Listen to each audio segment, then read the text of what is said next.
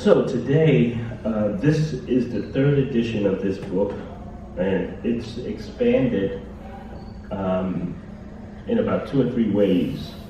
One is the theorist and poet Fred Moten wrote a preface to it that's very innovative. And there are clips that I transcribed of Amiri Baraka's lecture, the first lecture that he and I presented at Hereford College. And the reason why I put those in this book was because every time I look at the video, there were things he would say, as you'll see in the video when we play it, when he's not reading the captions, he is describing the images. He's talking about history. He's talking about so many layers of things that that are so educational. And I said, well, I gotta bear down and go through each one of these clips and transcribe each thing he said.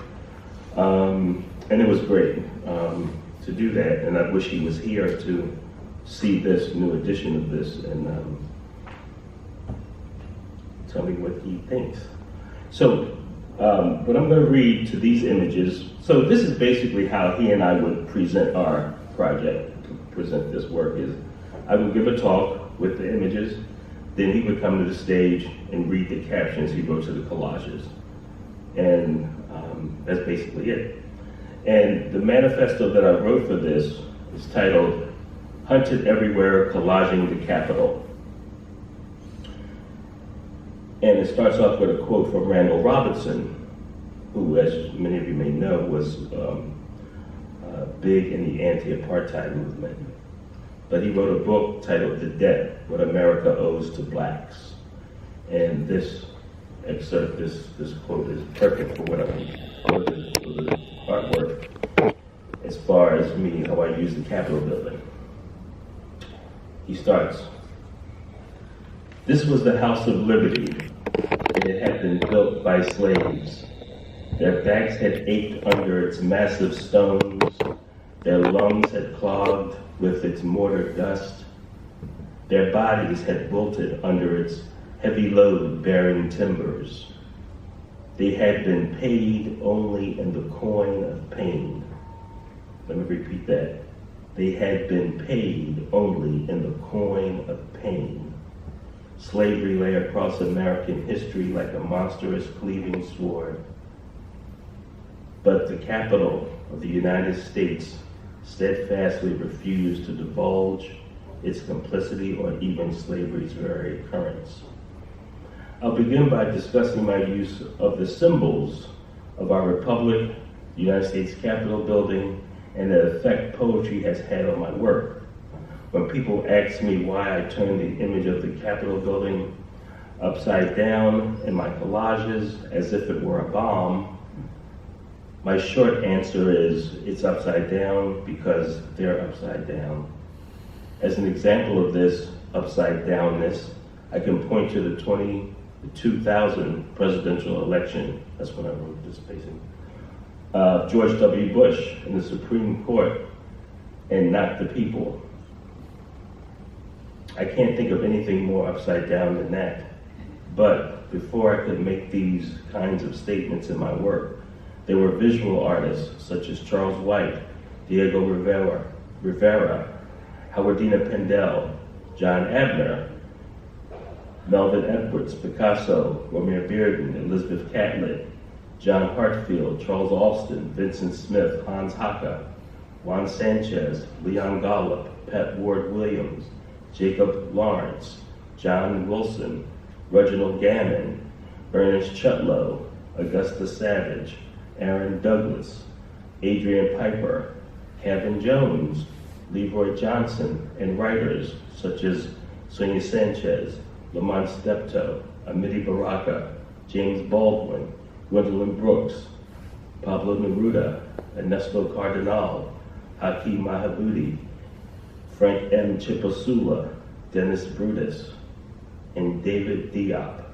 Through their work, these anti-imperialist artists taught me how to use metaphor and content in a powerful way, enabling the viewer to go beyond the surface and look deeper.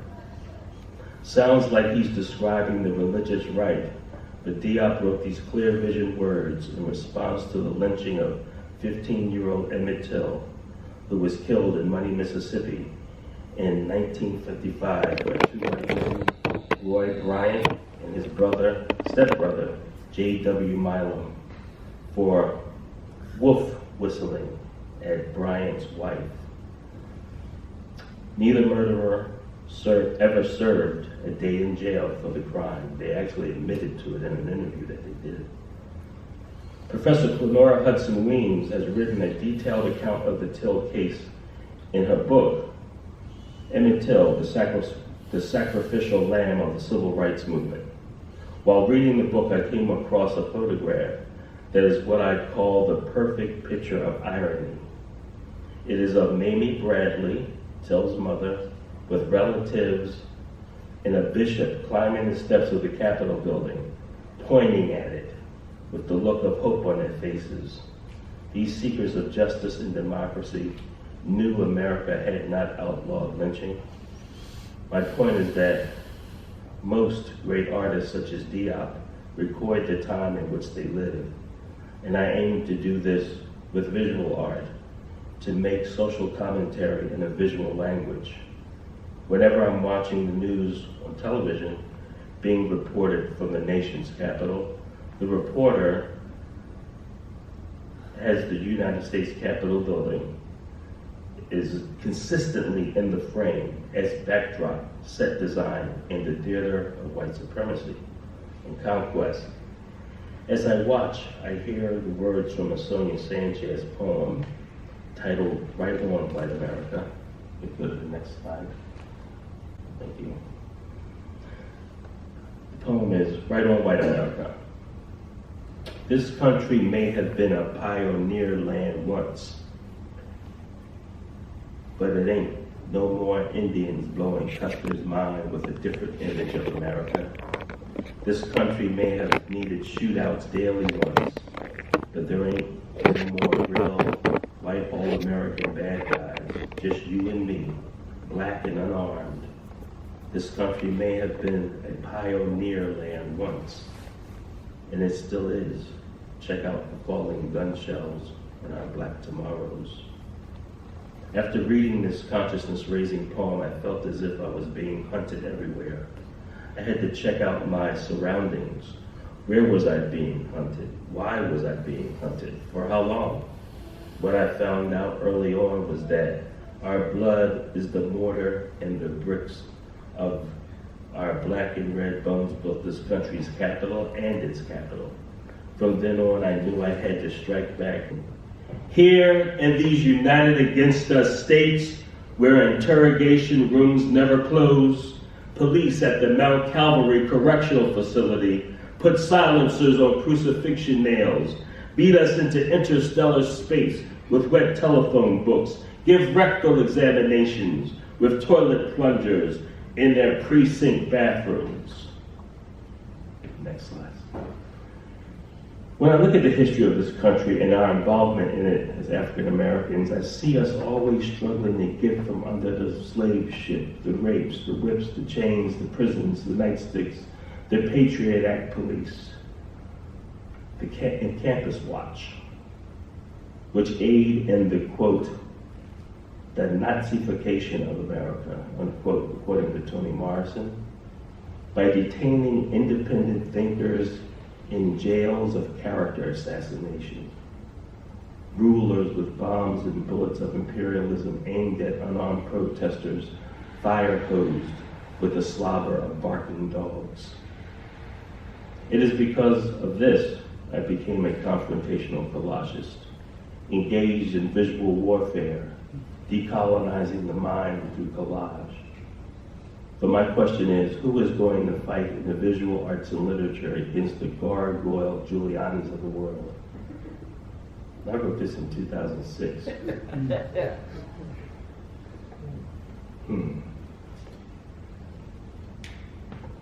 Who have made it clear that our vetoed dreams don't count, As Amiri Baraka said, quote, "Every day what becomes clearer and clearer is the desperation of this system. The United States bourgeoisie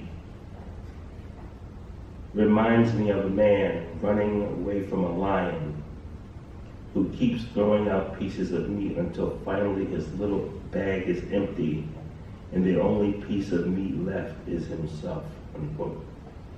Or, in the words of Ngugi wa Thiong'o, quote, "Art is more powerful when working as an ally of the powerless than it is when allied to repression. For its essential nature is freedom, while that of the state is restriction and regulation of freedom." Quote. Both points are further illustrated in the April 2003 issue of Harper's Magazine, which reported, quote, "On January 27, 2003, a tapestry of Pablo Picasso's epic painting, Guernica, that hangs at the entrance of the Security Council of the United Nations, in New York City, was deemed an inappropriate backdrop for press briefings about the possibility of war in Iraq. It was therefore draped. These actions by the state only confirm to me that I'm aiming my combative collages in the right direction. When folks read my work, I want them to come away with the strength to keep on holding on to these fraying ropes of struggle. I hope that what I'm creating is purposeful for people to use in this racial and class struggle as a weapon, and despite Lamont Steptoe labels as a low-intensity war, in which we battle every day for our lives and the lives of our children, living under a government of dangerous Philistines. In my most recent work, an image of the Pentagon building is inverted after it was blown apart on September 11, 2001, turning it into a collage wounded guillotine, a reflection of the U.S. imploding on itself. So my aims as an anti-imperialist artist is to reflect the reality of our lives, the exiled from exile. Thank you. So I'm just going to go through some images, and then we'll go to the video of Baraka reading at Harrisburg College, okay? So how I make these works is they're mostly found images from newspapers and magazines. Some of them are mixed media using glue sticks, crayons, acrylic, but most of them are just paper on paper. This is a paper on paper collage here, drowning in bones and flames. That's paper on paper. Collage for a Phony War is mixed media. Next. Thank you. Sonia Sanchez Lamont B. Steptoe, Poets Against War, that's mixed media. That's actually collaged. I collaged a book cover, I think, for this one. Imperialism and War, I think was titled. And it had these missiles coming out of a plane, so I decided to put, Lamont said, "Why you got the missile fall on us like that?"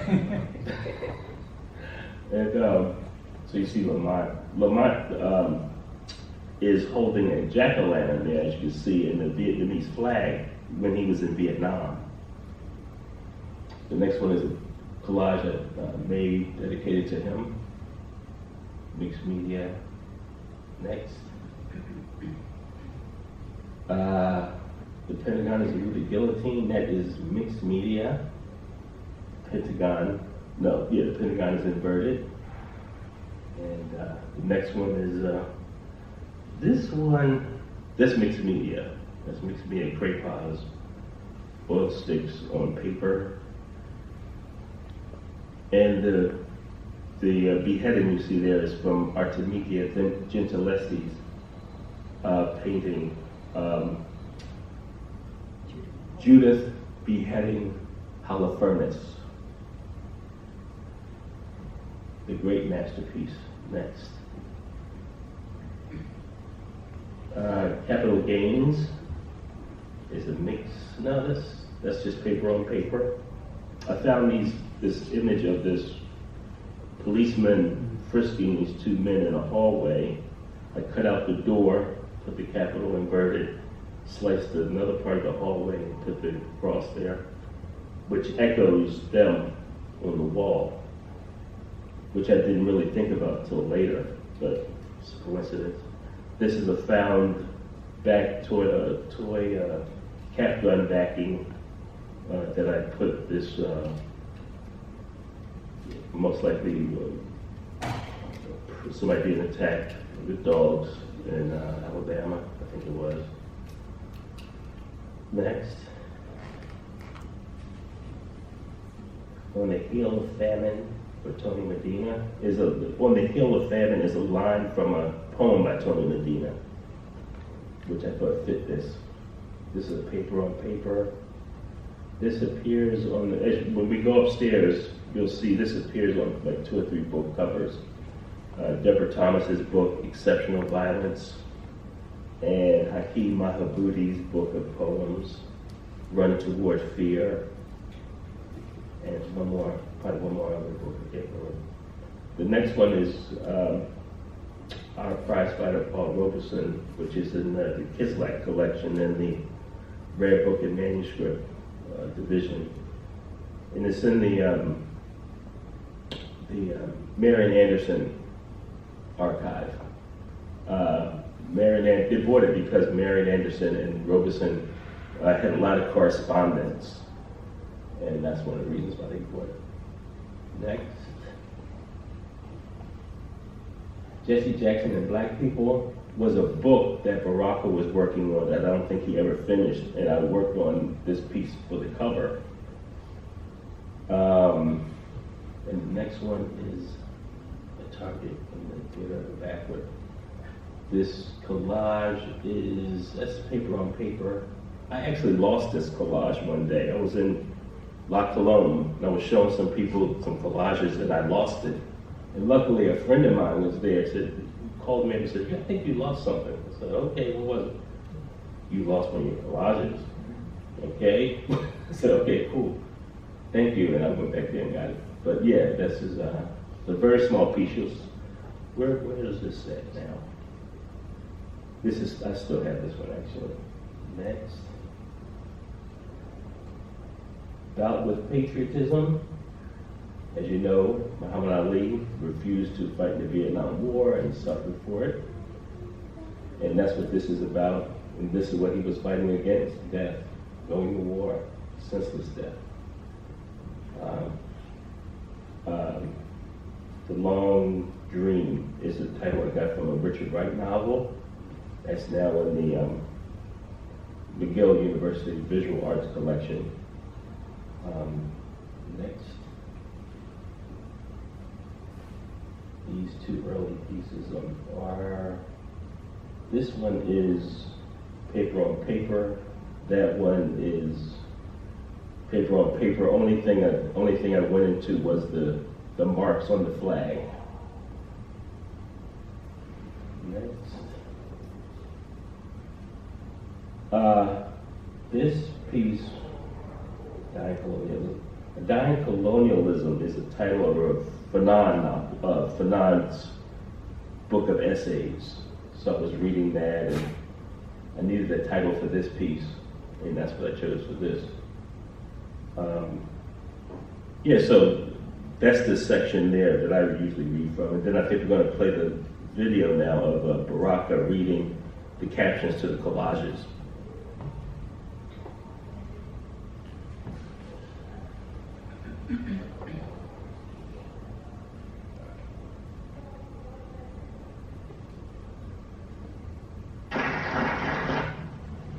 These are not strictly what you'd call poems. These first are captions. A caption, like you'd say, is the head or the hat, the overlast statement in the dialogue that is the daily record. They are poetic if it is a poet. Excuse me. They are poetic if it is a poet that rhythm. For that rhythm I am. So these captions are electric hats that Elegba used to wear on his knot. That says, and this was sent to me by my man Suntan, that explanation. So the first one, 1999, remember Eric Smith? Dis, D-I-S. That's interesting, isn't it? How the young people say dis, which is the old biblical word meaning the capital of hell. The worst dis, of course, is to make you disappear. So dis is the capital of hell.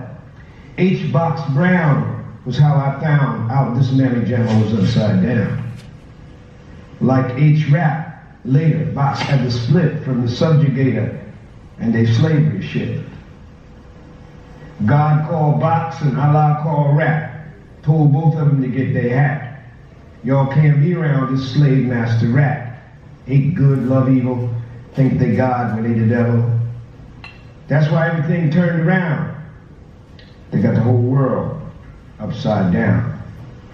Free Mumia. And now, of course, free Rap Brown.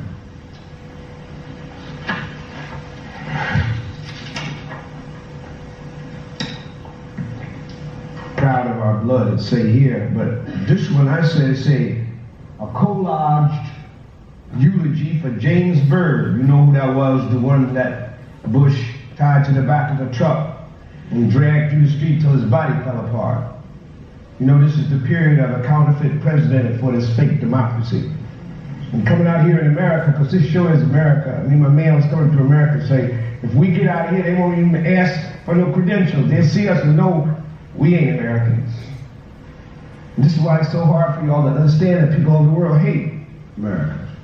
Because you live in little comfortable toilet bowls like this. 1998, a collage eulogy for James Byrd Jr. Inside out. Flag is their north. Death is its sport. You wear, ain't you? If he don't inhale, he don't come. You should own blood. If you are God or one of his children, if you can ask him inside the crack house of the church. Proud of your murders by the dungeon of devils, hid behind the flag, can you hear the slurping? He don't inhale, he don't come. Can you hear the slurping like birds chirping after the harmonica blows? And bombs are dropped on foreign niggers, dark niggers, death, mail, and hate. 666.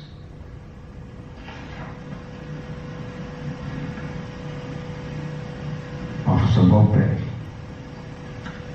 You see, they just let the sucker out. They just let one of these people back out. They just overturned the decision and just fascist moving, as Toni Morrison says, the Nazification of America. The hacking of Officer Volpe. One night, Louis met the devil. And his nightclub night, one night, Diallo, Guinea boy, met the devil, and the devil killed him and more need. One night, Africa met the devil. One night, human couldn't cop the devil, had cop. One night, there was no devil, only imperialism and national oppression. One day, racist niggas were white. But anyway, teeth salute. One night, day was in the past, and anything left had to come out the devil's ass. One ass a night pee. One nut hung across the cross of allocation. One nut hung across the cross of revelation. One volcanic address. The horse over there. The one face. The one crystal murder. What is them horns he got?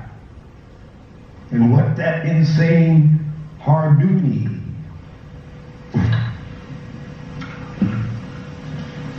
1999 collage eulogy for Amadou Diallo.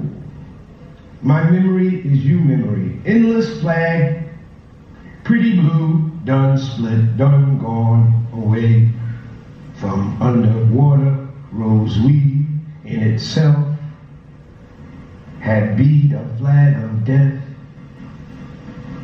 Everything, sick poison, gas is dawn, gotta click teeth, our space death you cover, candy time, holiday, Cupid coffin, puck you, no longer let it kill, I back there's fire, shoot, stab them with they filth, can't swing, don't sway, that's why they try to kill us this way. Bang, bang, bang, bang, bang, bang, bang, bang, bang, bang, bang, bang, bang, bang. Is he dead yet? Bang, bang, bang, bang, bang, bang, bang, bang. Is he dead yet? Bang, bang, bang. Is he dead yet?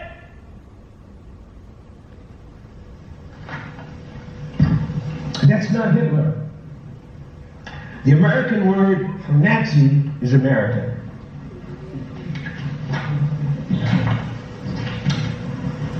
Aggressive dog shit.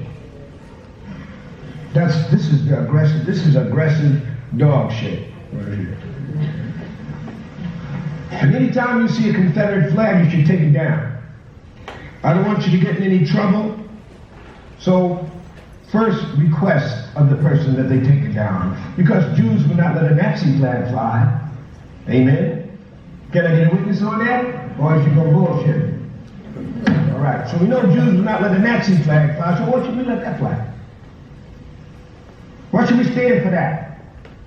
So if you come to the void, he won't take it down. You know, like Marx said, some things is done in the day, some things are done in the night. I was in Florida, and they had a bikini bathing suit. I mean, a Confederate flag cut as a bikini bathing suit in the window.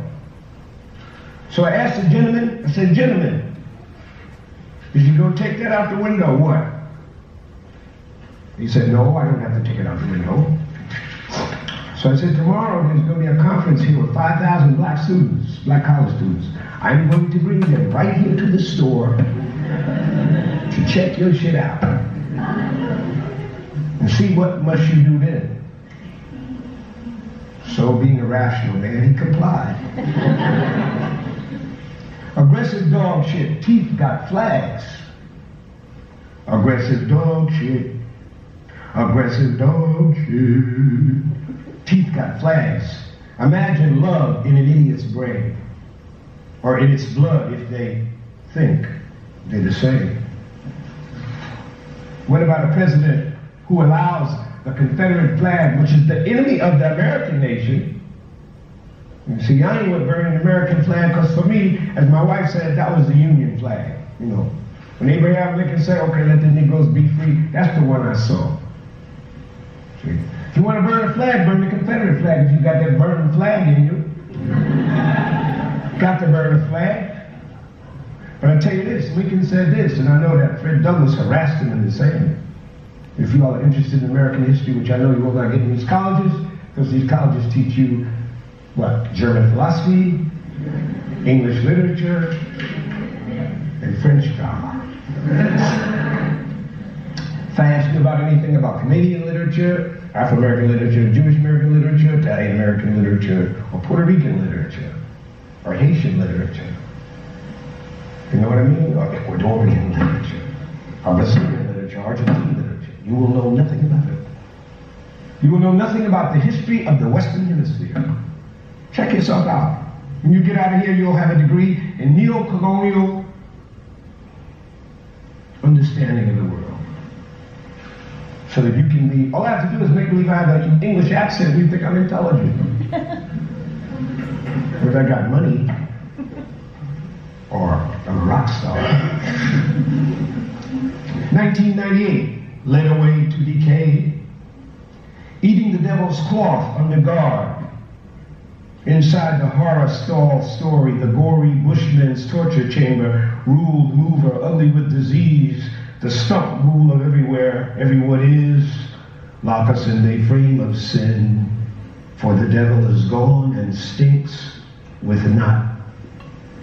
Open the every wind, let human come in. The one ugly dumb tooth, slow to evaporate, steel teeth, murder lust, power of the doo-doo, unclean ray, dislike, freak charm, chop, wasted ring, its shine of the spook, dead, help, slavery, Africa, whore. Hey, this time enema works for the redness of where devil evil went. A woman, a man, an animal, clan, totem, pointed, subtract, corpses talking, corpses crawling white steps, eyeball our street. The flag is crazy for what it be. The flag is crazy for what it be. Simple color being the flag, not crazy. It's the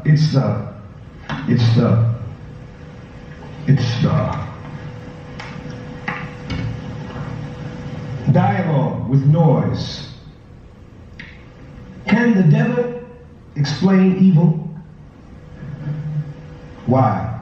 You think it's interesting?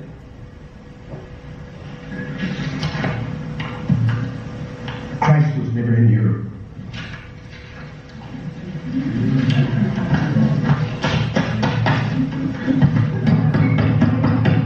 Get a witness to that? Said Carmichael, neither was Krishna, Mohammed, nor Buddha. Ennui.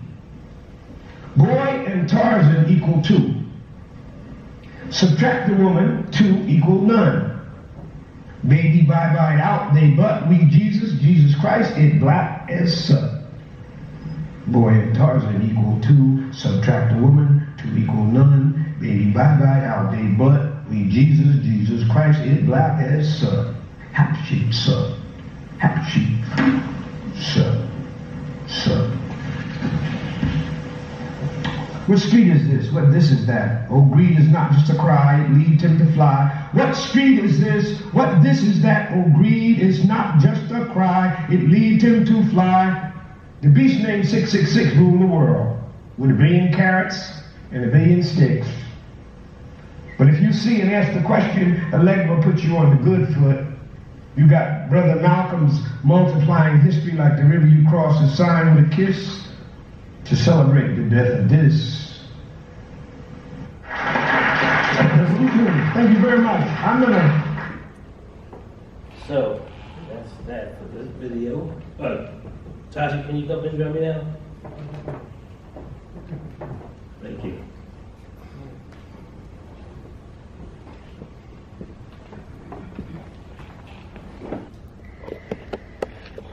Questions that I have. How did you hook up with Amiri? Because you're talking about Amiri was a human dynamo, as you heard in that brief synopsis of talking about the work of Theo and his take on it. So I'm like, when I seen the video, he showed me the video, sent me the link to the video about a few months ago, and I sat with it and I was like, this is the ultimate heavy. So, you know, by God's permission, Amiri no longer is on this side of the earth, and you're here. Tell us how that happened. I had moved into the Paul Robeson house as a house sitter because they were renovating the house. And around that time, I met Lamont, and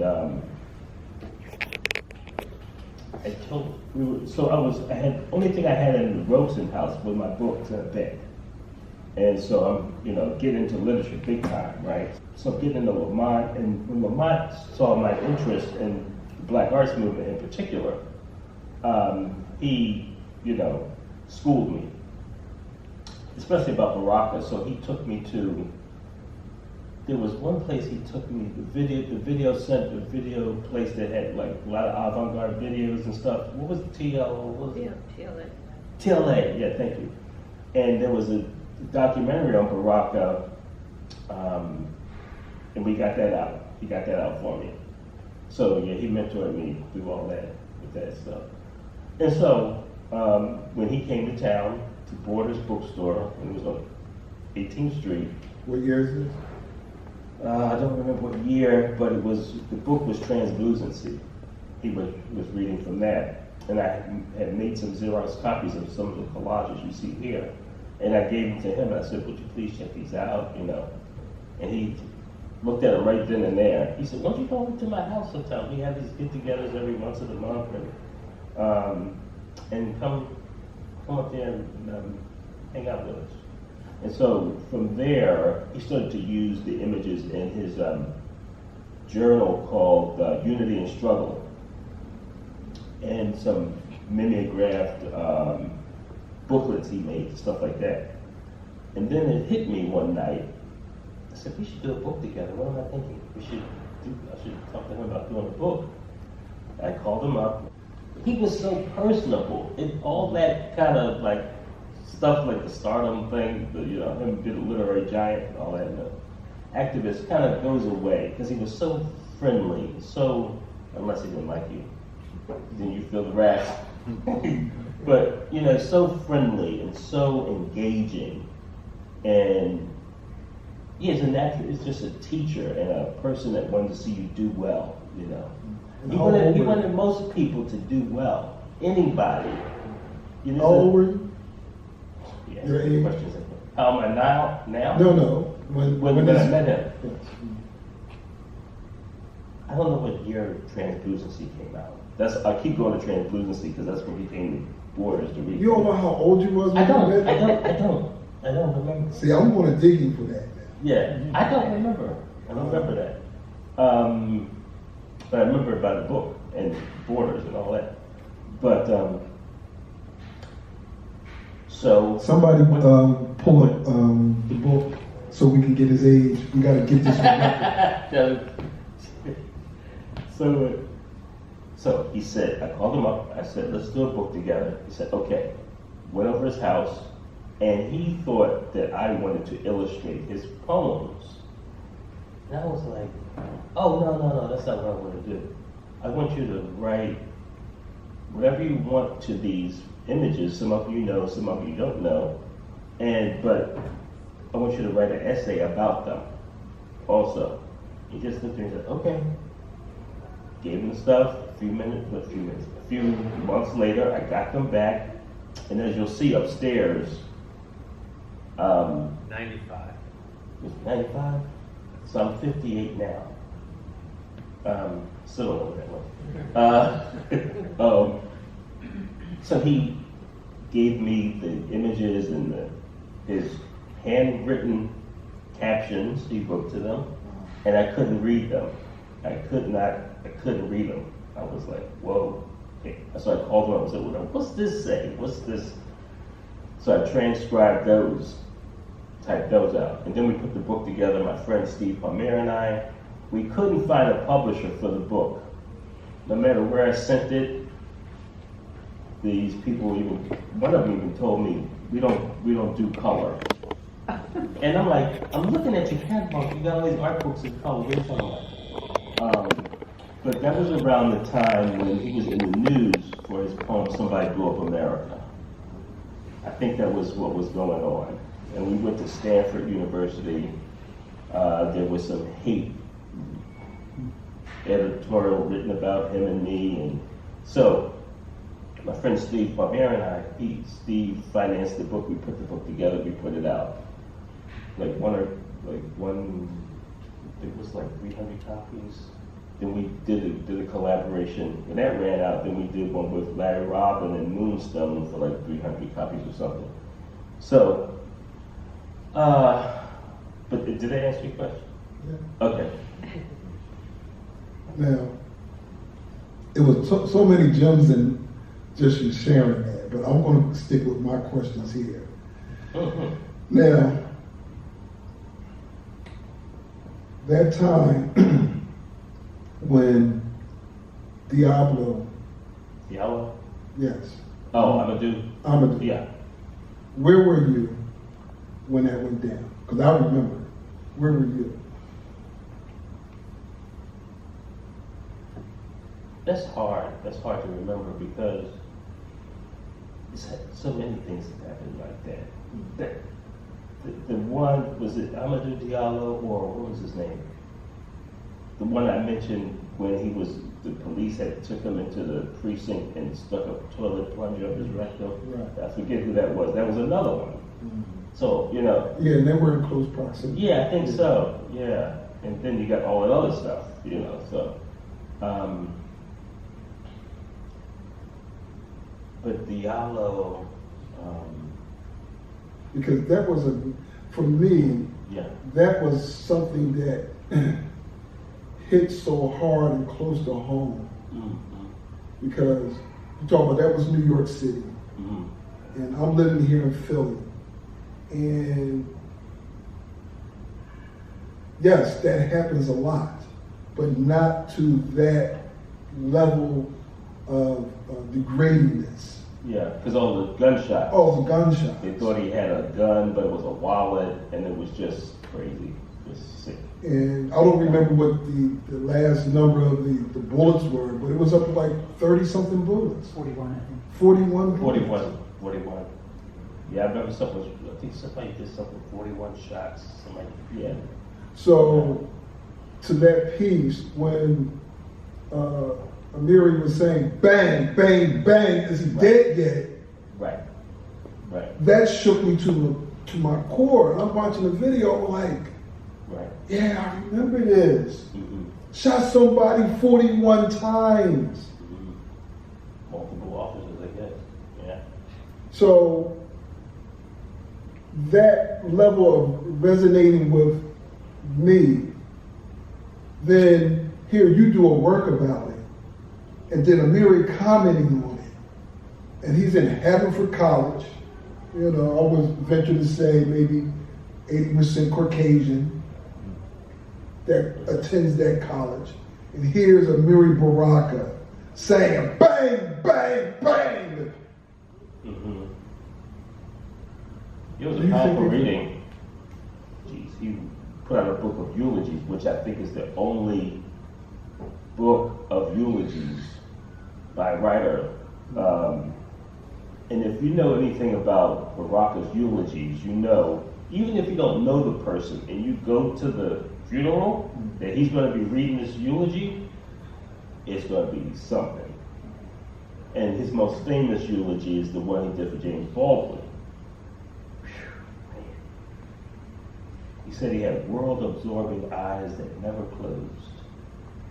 And if he was, talked about Baldwin as God's black revolutionary mouth. If there is a God, and revolution is righteous natural expression. Awesome. So I said, well, I should do some collage eulogies. So I did them for these different people. So that's perfect for that. Mm-hmm. So this will hopefully be a nice segue when you talked about doing multiple pieces. Now, one of the things that I love about your work and your tenacity of getting your work out there is, how did you develop this niche where your work is on people book covers? I think that's so fascinating, and I never actually asked you that, so I'm asking you in public. Okay, let's see. Well, as a visual artist, knowing a lot of writers is how that started. I started publishing my visual art and poetry in different literary journals. Long Shot, Danny's Shot, and Elliot Katz were the editors of that, and Nancy Mercado. Patterson Literary Review. So when my visual art started getting out there with the writing, then that's how I met all these different writers and asked me to use my work. I'm trying to remember who was the first one. First book. I should have asked some of my questions beforehand. I don't remember. I probably can show you upstairs in the cases though. But yeah, it's been about maybe over 20 books, journals, Some of the stuff I don't have, but yeah. But so when I talk to visual artists, I tell them, don't just hang around visual artists, hang around with the writers, and then hang around with people that have the same political sympathies, too. Because I don't waste my time with people who don't. I mean, why would I waste my time with that? Why should you? Doesn't make any sense to me. And because you have these allegiances, these political sympathies, you can collaborate. You know, I was able to do this work with Baraka because we have a shared interest. His aesthetic and my aesthetic, you know, I thought would match. And he could riff off of it, because when I got the manuscript back from him, the things that he wrote, I was like, wow, I didn't see that. I wasn't thinking about that. You know, we talk about Box Brown and H-Rap Brown, and I was like, wow, he got all that from this. So with his experience, his history, his knowledge, he was able to take the work to another level, which was, you know, well, it was educational. It's a gift. It's a real gift, you know. But I don't know if I answered your question. No, you did. Now, so out of all the collages you've done in papers and magazines and things that you have used, just in the slides from this particular book, what would you say was the most consistent contributor to you in terms of that source material? Meaning, was it the Daily News, the Inquirer, Washington Post, or Harper Bazaar? Wow, that's a good question.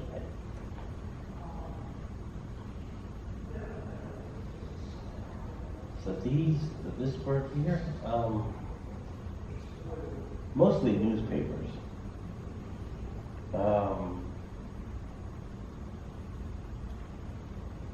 Yeah, I think it's mostly newspapers, but no particular one that comes to mind, but mostly newspapers, I think. So with the newspapers, though, what was the ones that you had subscription to, or you just no subscriptions. No.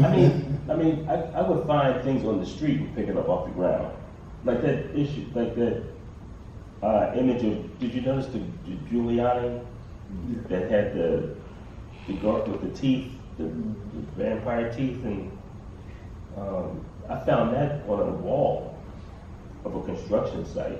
It was a flyer from a it was about police brutality, I think. And I saw that and I was like, I took that right away. Oh, like wheat paste. Yeah, it was something, a flyer from a protest. And I just took it, I said, this is perfect. And some of these things just lay around for a long time before you can find the thing that counters it, that goes with it. Terry Atkins would call that potential disclosure. Potential disclosure. Where I like that. He would source things and just have them sit until the right time or the right thing to come. Yeah. Well, like this, for instance, I did this painting, I did this collage, 2 a.m. September 11th. And then later that day, that happened. Not that it's, prophecy, it's some kind of prophetic thing, but this was done on a small postcard that had reflective material. Where that darkness is, that's really, you see the original collage, it's really a reflective material. And that I had that for a long time. I had this image of these Marines holding this casket. That traveler's check I had for a long time until in that barbed wire. And then just colored in with the beige oil stick. But yeah, I had that bottom image for a long time before I could find the right thing to use with it. For example. What time is it now? 3:13. 3:13? Maybe 3:30? Want to go upstairs and look at the cases? Okay. So, in terms of the collage work itself, we have all these actions that take place. Tearing, ripping, cutting. Have you ever done anything where you filmed that or documented that process of you going about your work and the detail of that? So maybe I wish I thought of that. maybe that's I'm trying to plug myself in. Oh, right. So But then I'll be letting the secrets out. I'm really, because you know, there's a plethora of artists and documentaries about artists and their work and how they go about their work. Mm-hmm. So I think that would be a great thing to happen, to see you in action, you know, like right over top of you with the camera right over top of you, Mhm. 4 or 5 different angles, just Mhm. going, you know. So do you ever ball it up and then put it down? Or does that happen? Because I thought about that when I Uh-huh. formulated the question. Well, some things get laid down. So what I do is juxtapose each image, see what each thing is saying to each other, to see if it's saying what I want it to say. Not what I want it to say, but how the things are dialectic, how they going back and forth. Like the Pentagon building, I was like, what am I going to do with it? That was on the cover of Time magazine, I think. So you see that white section there where Lamont is? That's where they would mail. That's where the mailing information would be. So that's a magazine cover. Then I put Lincoln under it, and I pushed him out of it. I was like, oh, this is perfect. You know, him rising out of the ashes, or is he descending into the ashes? Really? Is he coming up or going down? And put the cop with the mask on in front of it, as if he's actually protecting himself from the debris. Put Lamont there, colored the back. So some things get laid down first before I glue them. Before I glue it, I make sure the composition is exact, and then I glue it down. There's a film of Bearden putting a collage together in the studio, which is really nice. That reminds me of what you're saying. But yeah, sure.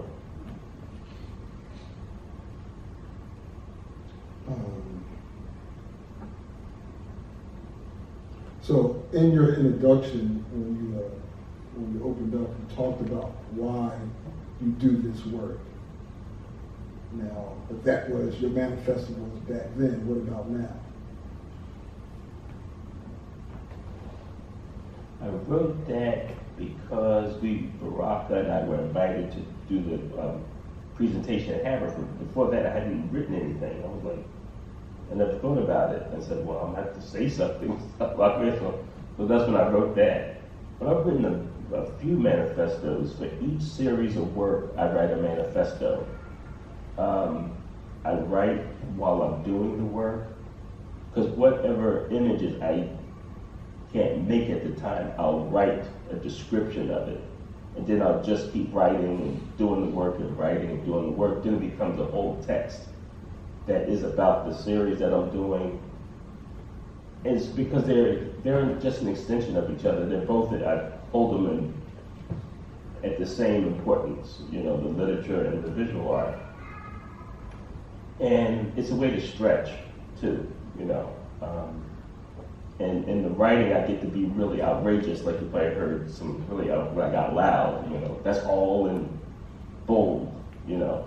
And you can experiment to see how good you can develop an image with words. Because when I teach art or poetry, I try to tell the students, think of the poetry as visual art and the visual art as poetry, you know. So I try to think of it like that. Yeah. Now, as you said that, it reminds me of the great Joan Jonas, Mm-hmm. where she's talks about her work, and she says, you know, it's one of her bases of her doing her work is using poetry and thinking of these poems and to create the visual imagery for the poems.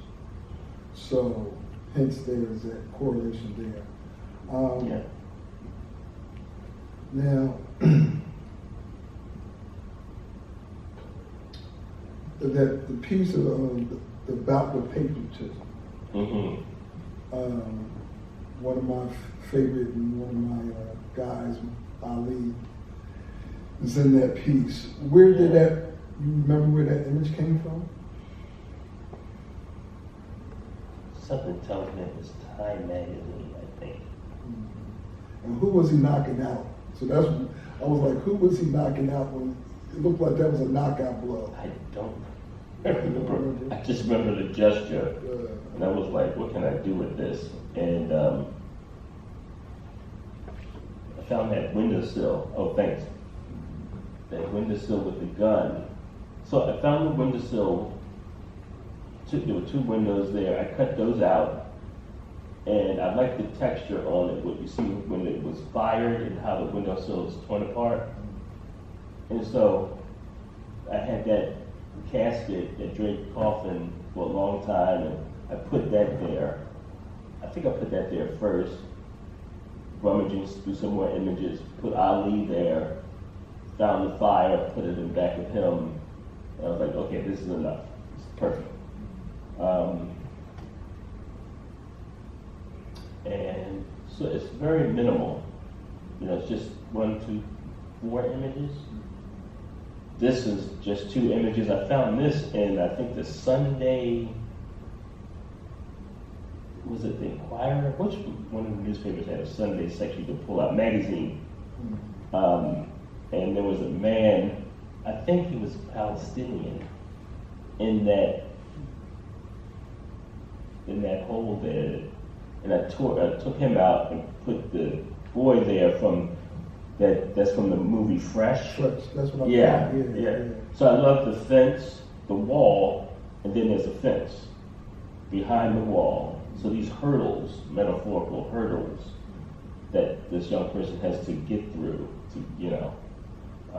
And I love the texture of that image, the blown out wall. So it's perfect. It's also like, it would probably make a really good painting too. You know, both of them make good paintings too, I think. But those, and I love the color of the wall, the color of that's the newsprint actually. So yeah. Now, when you talked about the idea that these will make good paintings, have you ever, because you're a family member of the Anti-Graffiti Network, so painting is not in the mix with any of your collage work, so have you ever thought about doing that? Not making straight ahead paintings of them.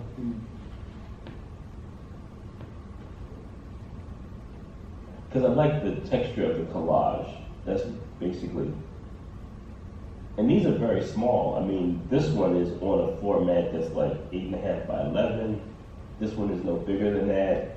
So the early collages are small. It wasn't until like Leroy Johnson and Kevin and John were getting on me. He said, man, you should make them bigger, make them bigger, make them bigger.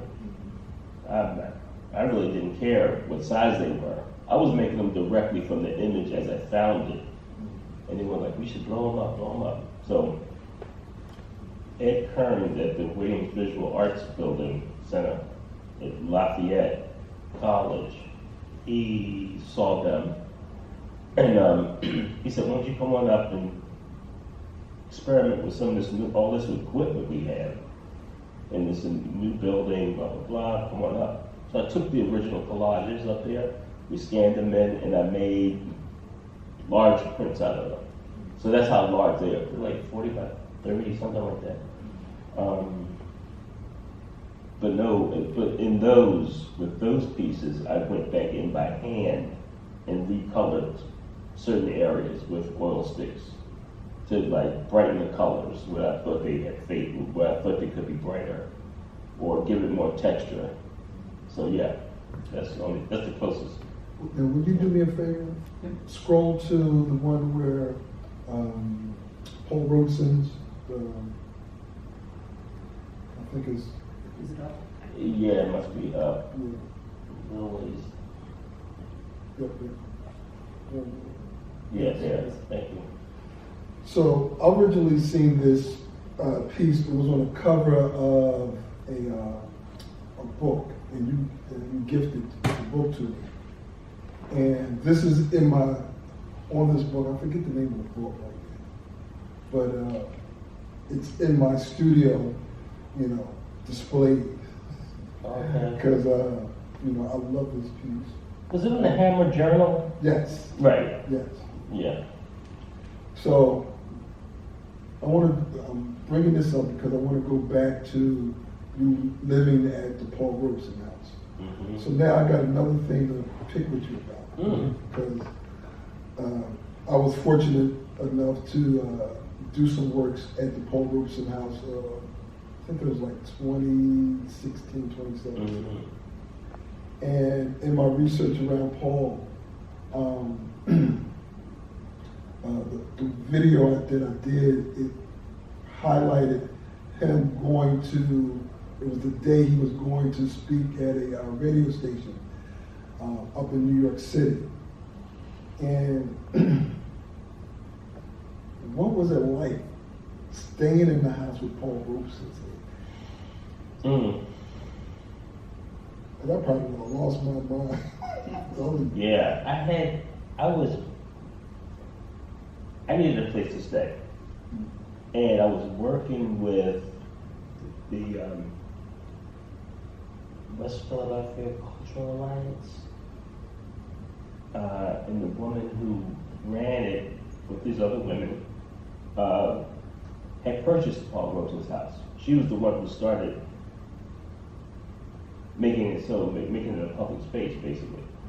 And so she was working on the house. She knew me. I was working. I think I was working for her with the coalition teaching poetry in the schools. I think that's how that happened. And so she let me move in. She said, "Well, won't you house at the Robeson house?" I'm like, "What? Okay." And but I didn't know a lot about Robeson. So I got his book, Here I Stand, read that while I was there. I kept it with me, kept his spirit with me, and learned so much more about him reading that. Just Baraka wrote some stuff on Robeson that was really good too, and he put out a book. We charged genocide. I went and got that. So yeah. But it's a shame that how his life, what happened to, because he was an anti-imperialist, and such a brilliant person, and the person that wanted people to just be able to live decent lives, without the hand of capitalism, the hand of oppression, making people's lives hell, and so those are the things we appreciate about Robeson and his global reach, being able to sing in many languages. When he would go do his concerts, singing that native language of the people, their indigenous language. It's incredible. And when you think of him as an artist that uses work to raise consciousness, it's a level that if you aspire to that, that's up there. That's, we're on his shoulders, people like him. And now that is all going to be challenged because of what's going on now, the election, with what's coming into White House now. But that stuff can't be erased as much as they want it to. It can't be. So they can try, but it's not going to be, because we have to keep it alive. Now, one of the things in my research around Robeson was the time when they took his passport away. Oh, yeah. You remember that? I wasn't No. alive on that. So he was so Nothing gonna powerful. ask me, were you there? How old were you?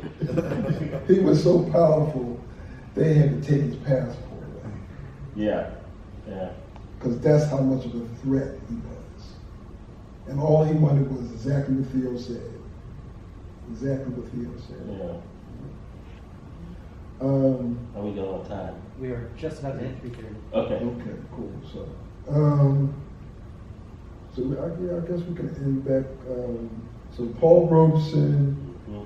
Theodore Harris, Amiri Baraka. This guy right now, I call him, I said this earlier, but not only do I call him at all hours, our conversations, it was like, as soon as I want to know something about something, if I can't find it in my immediate purview, specifically when it comes to books, he's my go-to. You know, he's my Dewey Decimal System. Truly, I'm serious. It's no hyperbole. I appreciate that. Same here. Thank you, everybody. Thank you for inviting to come here. Thank you for coming in this nippy weather. I appreciate your time. Thank you.